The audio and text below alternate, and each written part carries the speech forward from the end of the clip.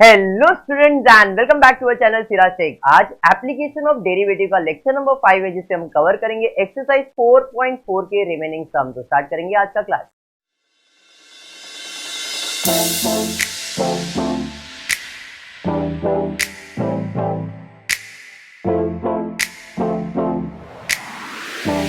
चलिए स्टार्ट करते। पिछले लेक्चर में हमने क्वेश्चन नंबर 5 तक कंप्लीट किया था। अब बढ़ते क्वेश्चन नंबर 6 की तरफ। बताइए क्वेश्चन नंबर 6 क्या दिया है। क्वेश्चन नंबर 6 दिया है the total cost of manufacturing x article cost दिया है। Find x for which average cost is increasing and decreasing. Average cost increase या डिक्रीज। जब भी इंक्रीजिंग डिक्रीजिंग का बात आ गया मतलब आपको डेरिवेटिव निकालना पड़ेगा। अब यहाँ पे डेरिवेटिव किस चीज का निकालना है? एवरेज कॉस्ट का। तो सबसे पहला मुझे एवरेज कॉस्ट मालूम होना चाहिए। एवरेज कॉस्ट मिलेगा, उसका डेरिवेटिव निकालूंगा, एक बार इंक्रीजिंग एक बार डिक्रीजिंग, और उसके वैल्यूज फाइंड कर लेंगे। ठीक है, तो कैसे निकालेंगे? तो आपको मैंने बताया था एवरेज कॉस्ट, किसी भी चीज का एवरेज कॉस्ट पूछा है। अब कॉस्ट पूछा है तो कॉस्ट अपॉन जो प्रोडक्ट होगा वो लिखना है। एक्स है तो एक्स से डिवाइड, पी है तो पी से डिवाइड, डी है तो डी से डिवाइड, आई है आई से डिवाइड। मतलब कॉस्ट फंक्शन कौन से फॉर्म में दिया है, जिस वेरिएबल से दिया है उस वेरिएबल से डिवाइड कर दो। एक्स का वेरिएबल दिया है एक्स से डिवाइड करो, वाई का वेरिएबल दिया है वाई से डिवाइड करो। जिस वेरिएबल दिया है उस वेरिएबल से डिवाइड करना। तो इस क्वेश्चन में कॉस्ट फंक्शन दिया है। बताइए क्या है cost function? 47x plus 300 x square minus x raise to 4। ये मेरा कॉस्ट फंक्शन है। मुझे फाइंड करना पड़ेगा एवरेज कॉस्ट। ये किस फॉर्म में दिया है? एक्स के फॉर्म में दिया है। Therefore average cost is equal to cost upon x. बराबर है। तो कॉस्ट आपके सामने है 47x plus 300x square minus x raise to 4 upon x. अब ये एक सबके लिए है। Therefore average cost will be 47x upon x plus 300x square upon x minus x raise to 4 upon x. क्या किया? ये एक्स को सब जगह डिवाइड किया, कैंसिल हो जाएगा, कैंसिल हो गया। बराबर है। तो एवरेज कॉस्ट आ गया, क्या आया? चला 47 plus 300x minus x cube. अरे समझा क्या? क्लियर है। तो ये क्या मिल गया? Average cost. अब क्वेश्चन में क्या बोला है? एवरेज कॉस्ट इंक्रीजिंग भी सॉल्व करो डिक्रीजिंग भी सॉल्व करो। अब इंक्रीजिंग डिक्रीजिंग के लिए मुझे क्या करना पड़ेगा? Derivative of average cost with respect to x, ऐसे फाइंड करना पड़ेगा। तो इसका डेरिवेटिव लेंगे तो 47 that is d upon d x of 47 plus 300x minus x. अरे समझा? डेरिवेटिव 47 का 300x का 300 माइनस 3x स्क्वायर हो जाएगा। अरे बात समझा? और अच्छे से लिखेंगे तो डेरिवेटिव ऑफ एवरेज कॉस्ट का आंसर मुझे आ जाएगा 300 माइनस 3x स्क्वायर। ये मिल गया। अब क्वेश्चन में बोला ये इंक्रीजिंग या तो डिक्रीजिंग होगा, तो एक बार इंक्रीजिंग लेंगे एक बार डिक्रीजिंग लेंगे। Since the average cost is increasing, increasing मतलब ग्रेटर देन, डेरिवेटिव मालूम है 300 minus 3x square greater than 300 greater than 3x square, 300 upon 3 is equal 12 greater than x square. अरे समझा? 100 x square 100 x is equal 12, x is equal two plus और minus 10, मतलब x का value greater than 10 या तो x का value minus 10। Minus 10 possible है क्या? तो x का वैल्यू पूछा था, देखो फाइंड x बोला है तो x का वैल्यू कितना है? 10। समझ में आ गया। इंक्रीजिंग किया, वैसे ही अब डिक्रीजिंग करना है। सर आंसर बदलेगा? अरे नहीं बदलेगा, सेम टू सेम आएगा, खाली साइन बदलने वाला है। सेम चीज करना है। तो यहाँ पे आप आ जाओगे तो आपको आएगा एक्स स्क्वायर 100 ऐसा आएगा। इधर ग्रेटर देन लेस देन आता तो ग्रेटर देन आएगा। ये समझा? Therefore x is greater than plus और माइनस 10। x का वैल्यू कभी भी नेगेटिव पॉसिबल नहीं है, therefore x is equal to 10। Done with the sum. अरे समझा, ये जो भी फंक्शन किया इंक्रीजिंग डिक्रीजिंग की कंसेप्ट पे ही मैंने करवाया। अब जो नया स्टार्ट करने वाले हैं वो ये है जो आपकी अभी एक्सरसाइज में इजी है। कंसेप्ट वाइज देखने जाओगे दो चीज पूछा जाएगा, रिलेटिव या इलास्टिसिटी ऑफ डिमांड एंड ये टर्म्स थोड़े आपको कंफ्यूजिंग टाइप लगेंगे, बट ये सब चीज आपने किया है। अभी इसके पहले के एक्सरसाइज में मार्जिनल डेरिवेटिव निकाला था, मार्जिनल कॉस्ट निकाला था, याद है? मार्जिनल मतलब डेरिवेटिव, अगर आपको याद होगा मैंने ये बताया, किसी भी चीज का मार्जिनल पूछा है मतलब उसका डेरिवेटिव निकालना है। तो यहाँ पे मार्जिनल रेवेन्यू, एवरेज रेवेन्यू, ये जो RM दिख रहा है इसे पढ़ेंगे मार्जिनल रेवेन्यू। RA को क्या पढ़ेंगे? Average revenue. एवरेज अभी बताया मैंने, एवरेज किसी भी चीज का कैसे निकलता है, जिस चीज का एवरेज निकालना है डिवाइड बाय एक्स, अगर एक्स है तो। जैसे यहाँ पे एवरेज रेवेन्यू निकालना है तो रेवेन्यू अपॉन अगर एक्स के फॉर्म में दिया तो एक्स लिखेंगे। अरे बात समझा? लेकिन मार्जिनल रेवेन्यू निकालना मतलब derivative of revenue with respect to x. दोनों का फर्क समझ में आ रहा है? ये एवरेज है और ये मार्जिनल है। मार्जिनल में क्या करते हो? डेरिवेटिव। एवरेज में क्या करते हो? Divide by x. एक्स है तो एक्स। समझा? मार्जिनल में उस चीज का डेरिवेटिव, अगर इधर बोला रहता कॉस्ट, यहां पे मार्जिनल कॉस्ट पूछा रहता तो मार्जिनल कॉस्ट कैसे निकालते? DM अपॉन DX, इसका डेरिवेटिव निकालते आप, और जो डेरिवेटिव का आंसर आता वो मार्जिनल कॉस्ट होता। बट मुझे क्या पूछा गया था? Average cost. तो एवरेज कॉस्ट कैसे निकाला? कॉस्ट अपॉन एक्स करके निकाला। फर्क समझा? मार्जिनल और एवरेज का फर्क समझ में आया है? अगर वो समझ गया तो ये समझेगा भी मैं क्या करने वाला हूं। Marginal derivative, average divide by x divide by P divide by D, जो भी दिया रहेगा। क्लियर हो गया? एवरेज में डेरिवेटिव नहीं निकलता है, मार्जिनल में डेरिवेटिव निकलता है। क्लियर है यहां तक? पक्का समझा? अब आता हूं इलास्टिसिटी ऑफ डिमांड। ये इलास्टिसिटी ऑफ डिमांड को साइन दिया गया, एन को बड़ा कर देंगे, लिखना एन ही है बट थोड़ा बड़ा कर देंगे। बात समझ में आया? तो इसे क्या पढ़ा जाता है? इलास्टिसिटी ऑफ डिमांड, और इसका दूसरा नाम है ईटा। क्या नाम है? ईटा। अल्फा बीटा गामा तो सुना रहेगा, तो इसको क्या कहा जाता है? ईटा भी कहा जाता है। बात समझ में आ रहा है? तो यहां पे यू कैन से इलास्टिसिटी ऑफ डिमांड या तो ईटा, इलास्टिसिटी ऑफ डिमांड पढ़ो या तो ईटा पढ़ो। अब आपको ईटा का वैल्यू फाइंड करना है तो उसके लिए फॉर्मूला दिया है, derivative of demand with respect to price. Elasticity of demand पूछा है, इलास्टिसिटी का मतलब भी मार्जिनल होता है। इलास्टिसिटी का ही मतलब है मार्जिनल है। मार्जिनल मतलब डेरिवेटिव निकालना है, किस चीज का? डिमांड का, विथ रिस्पेक्ट टू प्राइस, क्योंकि डिमांड प्राइस से ही रिलेट करता है। बात समझा? तो आपको डेरिवेटिव किसका निकालने का है? डिमांड का, और इज्जत किसको देने का है? प्राइस को। ये समझ में आया? Into price upon demand, into price upon, यहाँ पे प्राइस माइनस में दिया, उसका रीजन क्या है कि जब भी आप यहाँ पे डेरिवेटिव निकालोगे ये हमेशा लेस देन जीरो ही आएगा, मतलब डिक्रीजिंग ऑर्डर, मतलब नेगेटिव आंसर आएगा। और नेगेटिव इंटू नेगेटिव क्या हो जाता है? पॉजिटिव होता है। आपको कोई भी चीज डिमांड जो मकवाना है अपने को नेगेटिव में नहीं चाहिए, पॉजिटिव में चाहिए, तो नींद बाद में आएगा, पहले ये समझ लेते। तो यहाँ पे डिमांड का आपको क्या करना है? डेरिवेटिव निकालना है और उसको प्राइस से मल्टीप्लाई करना है, क्योंकि ये भी नेगेटिव है ये भी नेगेटिव है, दोनों नेगेटिव मल्टीप्लाई होगा तो आंसर पॉजिटिव हो जाएगा। इसलिए फॉर्मूला में यहाँ पे नेगेटिव दिया गया है। ये समझा?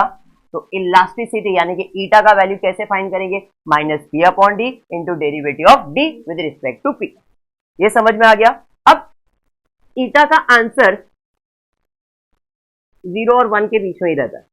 अगर आंसर 0 आया, ये अगर एक्सप्लेनेशन पूछेगा तो, नहीं पूछा तो इधर खत्म हो गया।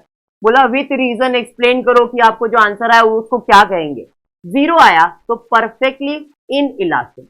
अभी आपने इकोनॉमिक्स में किया है, आपको याद होगा इलास्टिसिटी ऑफ डिमांड आपने किया रहेगा, उसके अंदर ये चीज आया हुआ है। ठीक है? तो अगर आपका ईटा का आंसर 0 आता है तो इसे आप क्या कहते हो? Perfectly in elastic. लेकिन आंसर 0 से बड़ा और 1 से छोटा है, 0 और 1 के बीच में, 0 और 1 के बीच में है, तो इसे रिलेटिवली इन इलास्टिक कहेंगे। Perfect relative unitary, perfect relative unitary है। 0 है तो परफेक्ट इन इलास्टिक, 0 से बड़ा और 1 से छोटा है तो रिलेटिव इनइलास्टिक, ये समझा क्या। लेकिन अगर 1 से बड़ा हो गया तो इसे यूनिटरी इलास्टिक कहते हैं। क्या कहते हैं? Unitary elastic. Clear? Greater than 1 या तो 1। ओके, माइनस में इधर आ गया ना भाई, इधर आंसर क्या आने वाला है? माइनस पॉसिबल ही नहीं है क्योंकि तेरा आंसर माइनस माइनस प्लस ही होने वाला है। अरे तो यही तो बोल रहा हूं मैं, इसी के बारे में बोल रहा हूं ना, ईटा के बारे में बोल रहा हूं। ये जो आंसर आया है वो पॉजिटिव आएगा और 0 और 1 के बीच में ही आएगा। अब जब वो 0 और 1 के बीच में ही आ रहा है तो देखना पड़ेगा 0 है, 0 और 1 के बीच में है क्या 1 है। मतलब आपको अगर नंबर लाइन की बात करूंगा ये 0 है और ये 1 है तो अपना जो टीटा है या तो ईटा है वो इसी के बीच में आएगा। सिर्फ 0 आया तो इसे परफेक्टली इनइलास्टिक। 0 और 1 के बीच में आया, 1 नहीं, 0 और 1 के बीच में, मतलब 0.1 आया, 0.2 आया, 0.3 आया, 0.4 आया, ऐसा कोई नंबर आया तो आप इसे क्या कहोगे? Relatively inelastic. लेकिन 1 आ गया तो आप इसे यूनिटरी इलास्टिक कहोगे। ये कब लिखना है? जब एक्सप्लेनेशन पूछेगा तब, नहीं तो अपने को इतना ही सॉल्व करना। क्लियर हो गया? अब आ जाते हैं नेक्स्ट कंसेप्ट पे, that is marginal revenue, average revenue. Formula याद करो, काम खत्म। इधर भी ईटा फाइंड करना है, इधर भी वो लोग ईटा पूछ सकते हैं, बट इस केस में क्या होगा? मार्जिनल रेवेन्यू दिया रहेगा, एवरेज रेवेन्यू दिया रहेगा और अपने को ईटा फाइंड करना होगा। फॉर्मूले में वैल्यू सब्स्टिट्यूट करेंगे, आंसर आएगा। अभी जो एवरेज रेवेन्यू है इसका दूसरा नाम भी होता है प्राइस। मतलब जब भी आप एवरेज रेवेन्यू निकालते हो ना, ये निकालते हो ना, तो जो आंसर आता है आपको, जैसे ये आंसर आया ना, ये आंसर को आप प्राइस भी कहते हो। जिस प्रोडक्ट का आपने एवरेज निकाला है वो इस प्रोडक्ट का प्राइस फंक्शन भी है। मतलब जब भी आप एवरेज रेवेन्यू निकालते हो इसका मतलब आप प्राइस ही निकालते हो। In short you can say average revenue is equal to price. समझा? ये थोड़े नोटेशन है, एक्सप्लेनेशन इसलिए दे रहा हूं क्योंकि सम बहुत इजी है।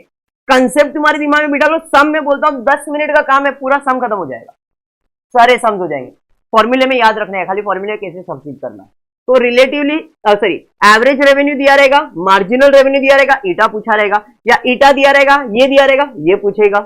समझ में आ रहा है? ये दोनों दिए रहेंगे, ये पूछा रहेगा। कभी कभी प्राइस पूछेगा तो कंफ्यूज मत होना कि प्राइस मतलब क्या करेंगे, सेम है। एवरेज रेवेन्यू और प्राइस का मतलब सेम है। तो आप ये फॉर्मूला या ये फॉर्मूला दोनों देखो, इट इज सेम। खाली इधर आर ए लिखा और यहाँ पे पी लिखा है और कुछ भी नहीं किया मैंने, क्योंकि आर ए और पी सेम होता है। क्लियर?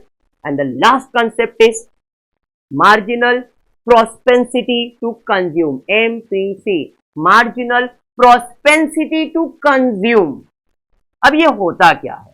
मार्जिनल वर्ड आ गया तो आपको समझ में आना चाहिए डेरिवेटिव निकालना है, किसी भी चीज का डेरिवेटिव निकालना है। तो यहां पे डेरिवेटिव किस चीज का निकालना है? तो आपके जो एक्सपेंडिचर है उसका डेरिवेटिव निकालना है। मैं बोलता हूं कि भाई मैं महीने में ₹1,00,000 कमा रहा हूं, बराबर है। अब लाख कमाऊंगा तो खर्चा भी उसी के हिसाब से करूंगा। मतलब मेरा एक्सपेंस इनकम पे डिपेंड करता है। आपको इनकम कितना है उसके हिसाब से आपका एक्सपेंस है। बात समझ में आ रहा है? मैं बोलूंगा मेरे को इनकम ₹1,00,000 है तो मैं खर्चा 50,000 करूंगा ही करूंगा। मेरे को इनकम ₹100 है तो क्या 50 रुपए खर्चा करूंगा क्या? नहीं भाई, थोड़ा सा कम करता हूं, 10 रुपए करता हूं, 20 रुपए ही करूंगा, ज्यादा खर्चा नहीं करेगा, पैसा कम है। तो अपना जो सिर्फ खर्चा है वो किस पे डिपेंड करता है? इनकम पे डिपेंड करता है। तो मार्जिनल प्रोस्पेंसिटी टू कंज्यूम, हमको किसी भी चीज में अगर खर्चा करना है, कंज्यूम करना है, तो वो किसके ऊपर डिपेंड करता है? इनकम के ऊपर। और इनकम के ऊपर डिपेंड कर रहा है तो आपको मालूम होना चाहिए कि ये जो दिया है फंक्शन सीई, ये क्या है? प्रोस्पेंसिटी टू कंज्यूम। आपको क्वेश्चन में दिया रहेगा, ईसी दिया रहेगा, मतलब आप कितना खर्चा कर सकते हो वो दिया रहेगा। और ये खर्चा कौन से फॉर्म में दिया रहेगा? इनकम के फॉर्म में दिया रहेगा। मतलब या तो आई के फॉर्म में या तो एक्स के फॉर्म में। आई हो सकता है इनकम या एक्स हो सकता है इनकम। आपको क्या करना है? इसका डेरिवेटिव निकालना है विद रिस्पेक्ट टू एक्स। यहाँ पे एक्स मैंने क्या ट्रीट किया है? इनकम ट्रीट किया है। बात समझ में आएगा? आपको क्या करना है? एक्स के फॉर्म में तो एक्स, आई के फॉर्म में तो आई।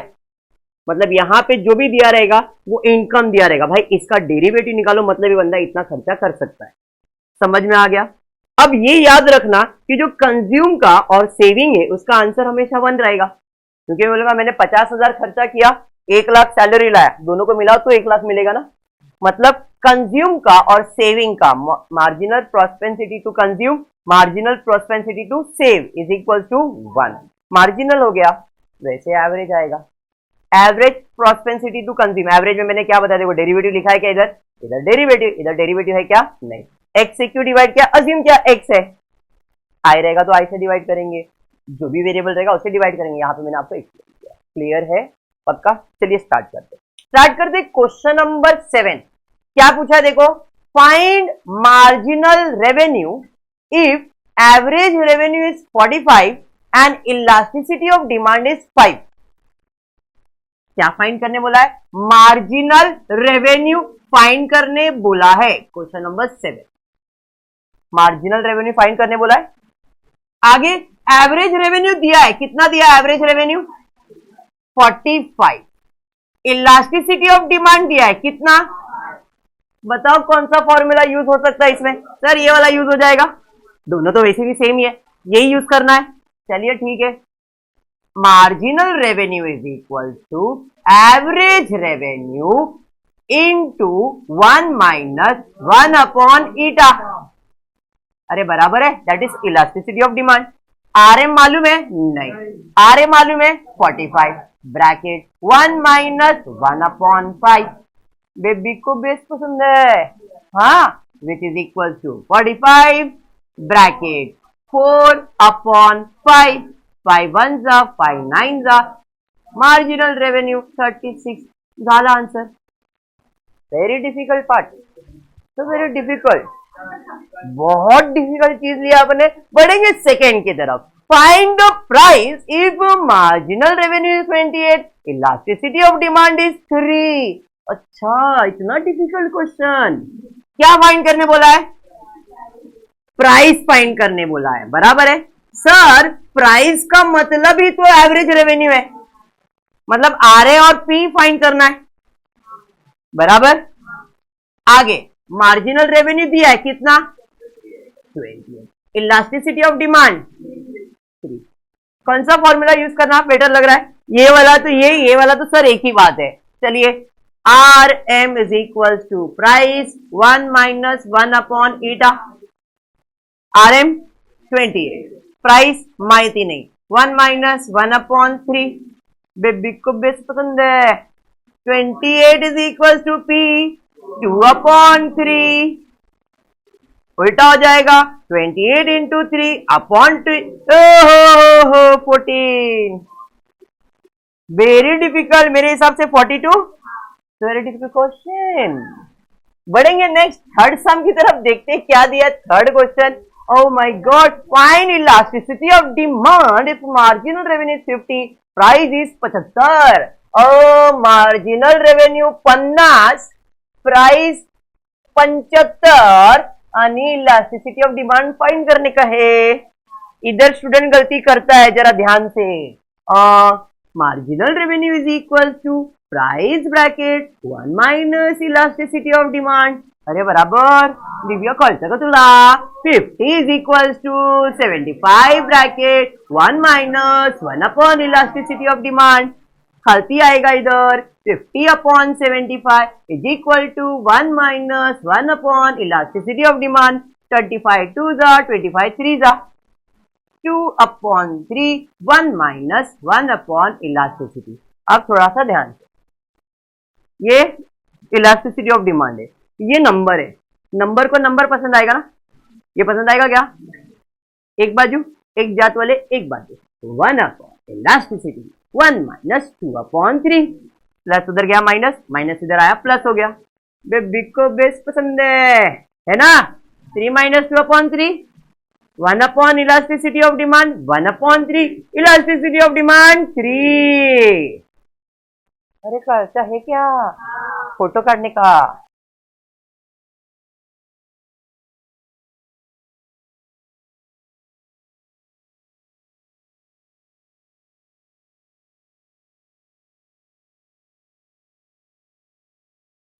स्टार्ट करेंगे क्वेश्चन नंबर 8।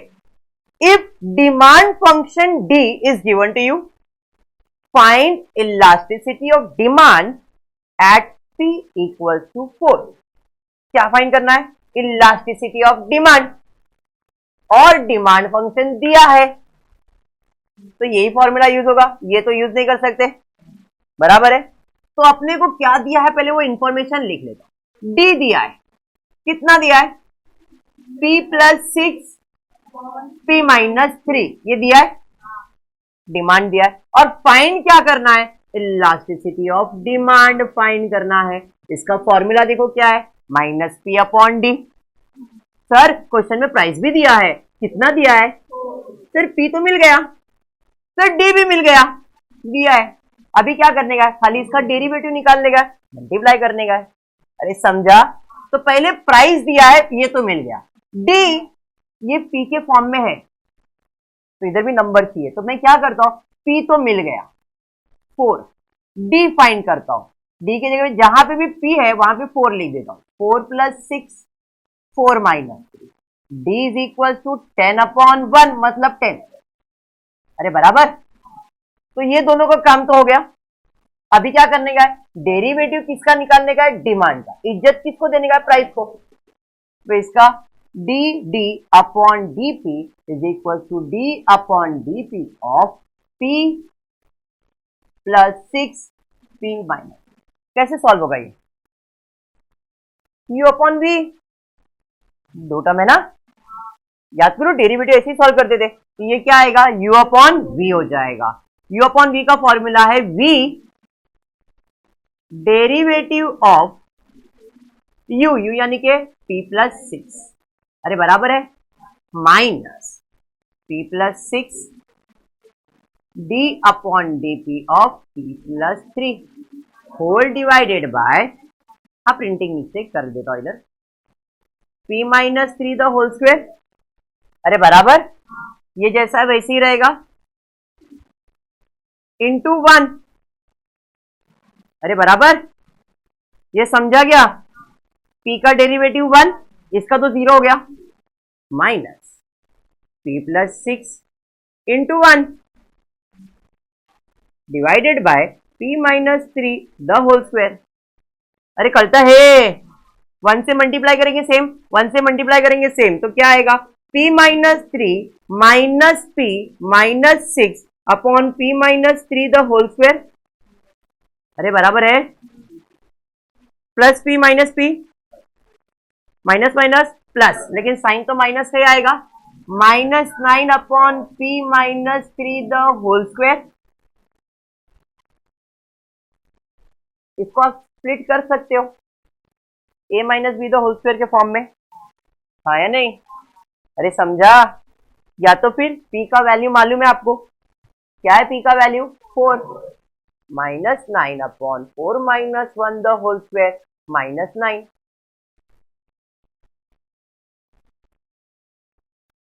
प्रिंटिंग मिस्टेक, मैंने डायरेक्ट लिख दिया लेकिन प्रिंटिंग मिस्टेक है, अरे समझा, क्या मिला ये, मैंने बताया था नेगेटिव आता है, आया नेगेटिव, बेटा दिमाग में, अब ये भी मिल गया, ये दोनों तो मालूम ही है, तो इलास्टिसिटी मिल जाएगा, कैसे, minus p upon d into D d upon d P, minus P मतलब माइनस 4, पी का वैल्यू बराबर है डी का वैल्यू 10 इंटू माइनस 9, 36 अपॉन 10, कितना आएगा, अरे बात समझ गया, इक्वल टू 1 या 1 से बड़ा नंबर है, यूनिटरी इलास्टिक, अरे बात समझ में आ रहा है। अब क्वेश्चन नंबर 9, 10, 11 सब सेम है, सब सेम है, एक क्वेश्चन में कर देता हूं, बाकी आप असाइनमेंट में ले लो, क्वेश्चन नंबर 9 और 10 आप खुद करो, मैं 11 वाला कर देता हूं, थोड़ा सा है वही चीज जो भी आपने किया सेम करने का, प्राइस दिया हुआ है, डिमांड फंक्शन दिया है, इलास्टिसिटी ही फाइंड करना है, पढ़ लो, देखो 9 क्वेश्चन में, find the price for the demand function d is given to you when elasticity of demand is 11 upon 14, मतलब इलास्टिसिटी ऑफ डिमांड दिया है, ये दिया है, डी दिया है, अपने को पी फाइंड करने का है, तो पहले डेरिवेटिव इसका निकाल लोगे क्योंकि ये तो मालूम है, डी भी आपको जैसा है वैसे ही लिखना है, और ये मालूम है, सबको ये बाजू लेके आओ तो पी का वैल्यू मिल जाएगा, कर सकते हो ना, पक्का। सेकेंड वाले में मतलब 10th वाले में क्या दिया है, if the demand function d is given find elasticity of demand, यही फाइंड करना है, डिमांड फंक्शन दिया है और प्राइस का वैल्यू भी दिया है, कितना दिया है 2, इधर प्राइस 2 लिख दोगे, डिमांड के जगह पे 2 वैल्यू सब्स्टिट्यूट करोगे, डेरिवेटिव निकालोगे 2 सब्स्टिट्यूट और आंसर ले लोगे। अरे बात समझा ना? कर सकते हो, 11 भी कर सकते हो, बट एक करके दे देता हूं ताकि आपको कॉन्फिडेंस आ जाए कैसे सॉल्व करें। Question number 11, for the demand function d find the elasticity of demand when p equals to 10, p equals to 6 and comment the result. Comment the result मतलब ये, अरे बात समझा? यहाँ पे प्राइस का वैल्यू 2 बार दिया है, बराबर है। तो सबसे पहला तो मैं डिमांड फंक्शन लिख लेता हूँ। क्या दिया डिमांड फंक्शन? क्वेश्चन 11 है ना, बोलिए डिमांड फंक्शन क्या दिया है? 100 minus P square upon, quite simple, जरा ध्यान देना। सबसे पहला मैं इसका डेरिवेटिव ले लेता हूं, D d upon D, 0 minus 2p upon 2, P square का डेरिवेटिव 2p आएगा,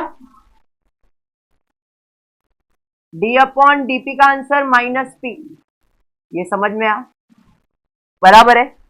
अब इलास्टिसिटी अगर डिमांड फाइंड करना है तो minus p upon d into D d upon DP होना चाहिए, ये तो मिल गया।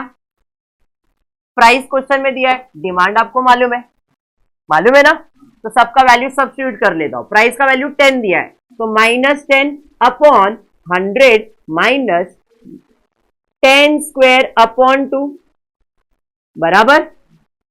डी का वैल्यू लिखा ना और पी के जगह पे पी का वैल्यू लिखा मैंने, इंटू माइनस पी, नहीं minus 10।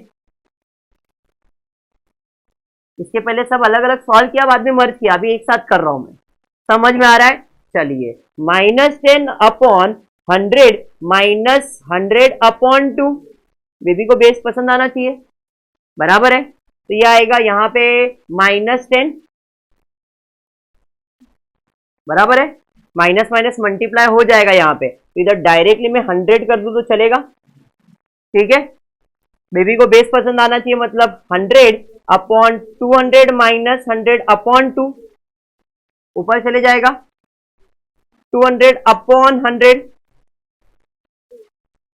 Elasticity of demand 2, unitary elastic आ जाएगा जब प्राइस का वैल्यू 10 है। अब सेम कंटिन्यू करेंगे, minus 6 upon 100 minus 6 square upon 2, price का वैल्यू भी 6 दिया है, इंटू माइनस 6, अरे समझा ना, 36 अपॉन 200 माइनस 36 अपॉन 2, तो ऊपर आ जाएगा, तो ये हो जाएगा तुमको 12,172 अपॉन 200 माइनस 36, बराबर है ना, माइनस 36, तो 4 और 1 4 6 164, बराबर है। कैंसिलेशन करना है, नहीं तो भाई इसका जो आंसर आएगा वो 0 पॉइंट में आएगा, क्योंकि बड़ा नंबर है ना डिनोमिनेटर में, तो ये 0 पॉइंट में आंसर आएगा।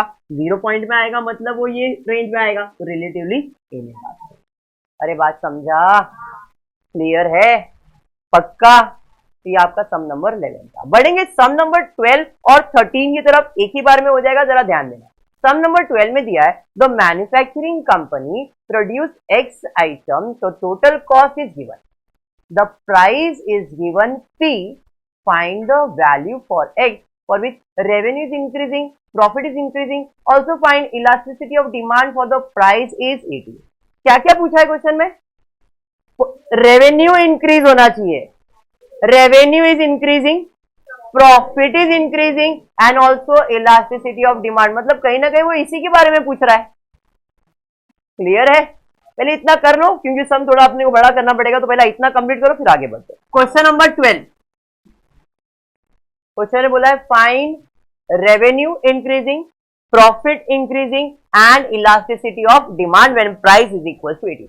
अगर मुझे इलास्टिसिटी ऑफ डिमांड फाइंड करना है तो मुझे क्या क्या चाहिए? डिमांड फंक्शन चाहिए, है या नहीं? फिर डिमांड फंक्शन से प्राइस का वैल्यू सब्स्टिट्यूट करूंगा तो प्राइस मिल जाएगा, और क्वेश्चन में प्राइस तो दिया है, प्राइस दिया है ना, तो आपने को कहीं ना कहीं डिमांड फंक्शन चाहिए, तो इलास्टिसिटी ऑफ डिमांड आएगा, बराबर। अब डिमांड फंक्शन दिया है क्या, मैं बोलूंगा डिमांड फंक्शन की बात करोगे तो कितना प्रोडक्ट उसने बनाया? एक्स प्रोडक्ट बनाया, दिया है क्वेश्चन में, देखो the manufacturing company produces x item, the total cost is 40 plus 2x, so I can say x into 40 plus 2x। अरे ये समझा, तो यहां पे आ जाएगा 40x plus 2x स्क्वायर, ये डिमांड हो गया। अरे बात समझा, एक प्रोडक्ट इंटू एक्स आइटम, तो ये इतने को मिल गया, इतना बनाने का खर्चा। आप इसे डिमांड नहीं बोल के आप इसे कॉस्ट भी कह सकते हो, एक्स प्रोडक्ट का कॉस्ट। अरे समझ में आ रहा है क्या बोल रहा हूं, एक प्रोडक्ट बनाने का इतना कॉस्ट है, तो एक्स प्रोडक्ट बनाने का कितना कॉस्ट है। Clear, understood. अब मैं रेवेन्यू की बात करूंगा। रेवेन्यू मतलब सेल्स, जितना डिमांड है उतना मैं बेचूंगा, और बेचूंगा मतलब उसका प्राइस दिया रहेगा, प्राइस इनटू डिमांड, है या नहीं। तो प्राइस कितना दिया है, 120 कुछ दिया है शायद, इनटू प्रोडक्ट एक्स है, तो इधर कितना आएगा 120 माइनस, बरोबर है क्या, क्लियर हो गया। क्या मिल गया, रेवेन्यू। रेवेन्यू क्या बोला है, इंक्रीजिंग होना चाहिए। अब रेवेन्यू इंक्रीजिंग होने के लिए या इंक्रीजिंग डिक्रीजिंग होने के लिए डेरिवेटिव आना चाहिए, तो मैं डेरिवेटिव ऑफ रेवेन्यू ले लेता हूं विथ रिस्पेक्ट टू एक्स, तो इधर आएगा 120 माइनस 2x। हाँ ये समझ में आया, क्या बोला है, इंक्रीजिंग है, dr अपॉन dx इंक्रीजिंग है, 120 माइनस 2x इंक्रीजिंग है, 120 0 सॉरी 2x है 60, मतलब x का वैल्यू क्या है, क्लियर है क्या। अभी प्रॉफिट की बात किया, प्रॉफिट का फॉर्मूला क्या है, प्रॉफिट के लिए फॉर्मूला क्या है, सेलिंग प्राइस बोले तो रेवेन्यू माइनस कॉस्ट। अरे बात समझा, रेवेन्यू आपके पास है, कॉस्ट क्वेश्चन में दिया है, अरे बराबर है। चलिए, तो profit is equal to revenue minus cost. Revenue कितना है 120x minus x square, minus cost कितना है 40 माइनस प्लस, अरे बराबर, ये तो एक्स आइटम का है ना कॉस्ट, क्लियर। चलिए ब्रैकेट ओपन करते, minus x square minus 40 minus 2x, X वाले एक साथ आ सकते, बराबर है। तो 120x minus 2x minus x square minus 40,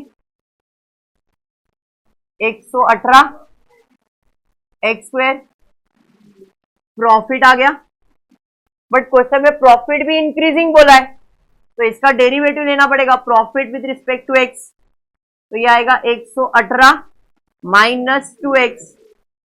अरे समझा क्या, पक्का, क्या बोला है, इंक्रीजिंग ग्रेटर देन 0, मतलब 118 minus 2x greater than 0, 118 2x, 118 upon 2 greater than x, 5 10 59, अरे बराबर है, इतना समझ में आ गया हो। अरे कलता है, हाँ साइन को इधर ले लेंगे, ये समझ में आ गया। अब क्वेश्चन में क्या पूछा है, find elasticity of demand. Elasticity of demand मैंने आपको इधर भी बताया था, इलास्टिसिटी ऑफ डिमांड जब आप फाइंड कर रहे हो तो आपको क्या चाहिए, demand function with respect to price, with respect to price, मतलब अपने को प्राइस फंक्शन निकालना पड़ेगा, जिसके साथ P ज्वाइंट रहेगा वो निकालना पड़ेगा। अब क्वेश्चन में कहीं भी P नहीं दिया है, सब में X यूज किया है, बराबर है। तो आपको जो रेवेन्यू फंक्शन मिला है, सॉरी प्राइस फंक्शन दिया है क्वेश्चन में, देखो कितना दिया प्राइस फंक्शन, प्राइस फंक्शन आपको दिया है 120 माइनस एक्स स्क्वायर या एक्स दिया है, तो ये प्राइस फंक्शन है, प्राइस फंक्शन है ना ये, तो इससे मैं डिमांड फंक्शन निकाल सकता हूं। कैसे? क्योंकि एक्स मेरे लिए क्या स्टैंड कर रहा है? डिमांड। तो मैं बोलता हूँ demand is equal to minus x को ये बाजू लेके आया, तो प्राइस को वो बाजू लेके जाता हूँ 120 माइनस पी। देखो demand function with respect to price के फॉर्म में आ गया। अब ये डिमांड का मतलब क्या है? एक्स। मतलब यहां पे मैं लिख सकता हूं x is equal to 120 minus p. Understood? समझा मैंने क्या किया? अब इलास्टिसिटी डिमांड फाइंड करें। इसके लिए पी मालूम होना चाहिए। सर पी दिया है क्वेश्चन में, कितना बोला है पी? देयरफॉर अब मुझे डी फाइंड करना है। डी मतलब यहाँ पे ये है मेरा डी, हाँ या नहीं? तो d is equal to 120 minus 80, d is equal to 120 sorry 40। D भी मिल गया, पी भी मिल गया, ये दोनों का काम हो गया। अभी डेरिवेटिव निकालना है किसका? डिमांड का। और ये मेरा डिमांड है, तो यहाँ पे डिमांड की जगह पे dx आने वाला है, dx अपॉन dp हो जाएगा, which is equal to d upon dp of 120 minus p। dx upon dp is equal to -1, और ये नेगेटिव ही आना चाहिए। ये समझ गया? अब इलास्टिसिटी ऑफ डिमांड कैसे फाइंड करेंगे? Minus p upon d into D upon d P. अब ये डी की जगह पे क्या आ जाएगा? एक्स। फर्क समझा? विच इज -80 अपॉन 40 इंटू -1, 41 जा 42 जा, पॉजिटिव हो जाएगा ना। इलास्टिसिटी ऑफ डिमांड आ गया। समझा? Revenue function, profit function, elasticity of demand. अब इलास्टिसिटी ऑफ डिमांड में अपन ने यही क्यों यूज किया? बिकॉज अपने को किसको इज्जत देने का? पी को, प्राइस को। तो प्राइस के फॉर्म में वाला यही एक इक्वेशन था, प्राइस को उधर लिया, इसको इधर लिया, तो डिमांड फंक्शन बन गया। बात समझा? कंप्लीट करो। क्वेश्चन में फाइंड करना है MTC, MPS, APC, APS if expenditure C for a person with an income I is given. देखो एक्सपेंडिचर दिया है, विथ रिस्पेक्ट टू आई दिया है, यहां पे मैंने एक्स लिखा था, वहां पे आई दिया है। और क्या फाइंड करने बोला? MPC, MPS, APC, APS. Expenditure to consume कितना दिया है? 0.0003 bracket I square plus 0.075 I. अब जरा ध्यान देना, ब्रैकेट नहीं ऐसा ही है, इतना समझ में आया? ईसी दिया, एक्सपेंडिचर टू कंज्यूम दिया गया है, विथ रिस्पेक्ट टू आई दिया गया है। एमपीसी फाइंड करना है, एमपीएस फाइंड करना है, एपीसी फाइंड करना है, एपीएस फाइंड करना है। बराबर है? मतलब मार्जिनल भी फाइंड करना है और एवरेज भी फाइंड करना है। अगर मार्जिनल फाइंड करना है, मतलब marginal propensity to consume find करना है, तो वो कहता है D EC upon D I, I के फॉर्म में। अरे ये समझा? हाँ। और अगर average propensity to consume find करना है तो ईसी अपॉन आई, एक्स के जगह पे आए। अरे समझा? चलिए ठीक है, स्टार्ट कर देते। तो यहाँ पे इसका डेरिवेटिव ले लेंगे, तो इसका डेरिवेटिव 0.0003 आगे 2 आ जाएगा आई। अरे समझा? जिसको नहीं समझा वो यहाँ पे 2 आई लिख दो भाई, कोई कंफ्यूजन क्रिएट मत करो, कर लो ना। प्लस 0.075। अरे ये समझा? आई का वैल्यू तो 1 है ना, एमपीसी आ गया। सर अब क्वेश्चन में देखना, आई का वैल्यू दिया है, कितना दिया है? 1000। तो MPC when I equals to 1000 will be, जिधर भी आई उधर 1000 लिख दो, 0.003, 3 0 ना, 03 इंटू 2000 प्लस 0.075। 2000 का 3 0 से 3 पॉइंट निकल जाएगा, तो 0.03 हो जाएगा। 1 2 3 4 था ना, 3 निकल गया, तो 0.3 बचेगा इंटू 2 प्लस 0.075, 0.6 प्लस 0.075, 0.675। तो सिंपल, एमपीसी मिल गया। सर एमपीएस भी फाइंड करना है। मेरा ठीक है, MPC plus MPS is equal to 1। 0.675 plus MPS is equal to 1। Therefore, MPS is equal to 1 minus 0.675. MPS is equal to 0.25, 1 carry हो जाएगा 3। अरे बराबर, अरे समझा, हो गया एमपीएस। आते एपीसी पे, तो एपीसी का फॉर्मूला है ईसी मतलब 0.0003 I square plus 0.075 I divided by I, दोनों के लिए होगा। क्या आ गया एपीसी? 0.0003 आई प्लस 0.075।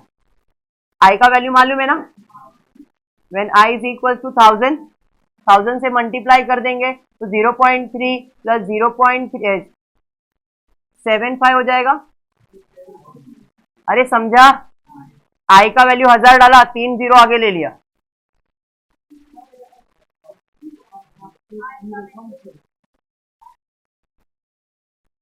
बस बराबर है। चलिए प्लस करेंगे 0.375 एपीसी। अब APC plus APS is equal to 1। 0.375 plus APS is equal to 1। APS is equal to 1 minus 0.375। हाँ डन, समझ में आया क्या? आई जस्ट होप आपको वीडियो पसंद आ रहेगा तो प्लीज वीडियो को लाइक कर देना, फ्रेंड्स ग्रुप में शेयर करना, चैनल को सब्सक्राइब करना। Thank you for watching the video.